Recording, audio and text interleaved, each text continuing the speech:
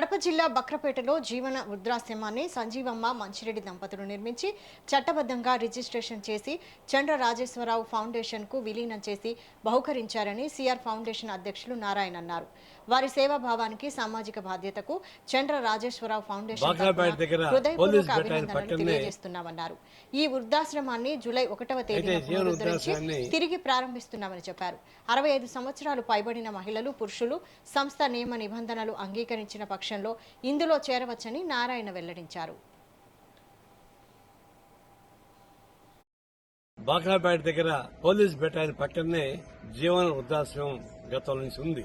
అయితే జీవన వృద్ధాశ్రమాన్ని central Rajeshwara for foundation కి దగ్గరపరచడం జరిగింది. హైదరాబాద్ నుంచి ఆల్ ఇండియా ఆర్గనైజేషన్ అది సెంట్రల్ రాజేశ్వర గారి పేరుతోటి వృద్ధాశ్రమం నిర్మించబడింది. దాని అనుబంధంగా ఈ జీవన వృద్ధాశ్రమం కూడా అనుబంధించబడింది. ఇక్కడ సంజీవమ్మ గారు, మాసిరెడ్డి గారు ఇద్దరు కలిసి దీన్ని నిర్మించారు. అయితే సిఆర్ ఫౌండేషన్ కలవడానికి వాళ్ళు అంగీకరించి హ్యాండ్ ఓవర్ చేశారు. ఇవన్నీ జూలై 1 నుంచి మన వృద్ధాశ్రమం పునరుద్ధరించబడుతుంది. చేరే వాళ్ళందరూ కూడా ఇక్కడ చేరొచ్చు. దీని అన్ని సౌకర్యాలు బాగానే ఉన్నాయి. 65 సంవత్సరాలు పైబడిన వాళ్ళు మాత్రమే దీన్ని అప్లికేషన్ పెట్టుకుంటాం. వాళ్ళు అర్హులు. అందరూ వచ్చి దాని అప్లికేషన్ చూసి దీని నిబంధనలు చూసి మీకు నచ్చితే దీన్ని చేరమని కోరుతా ఉన్నాం.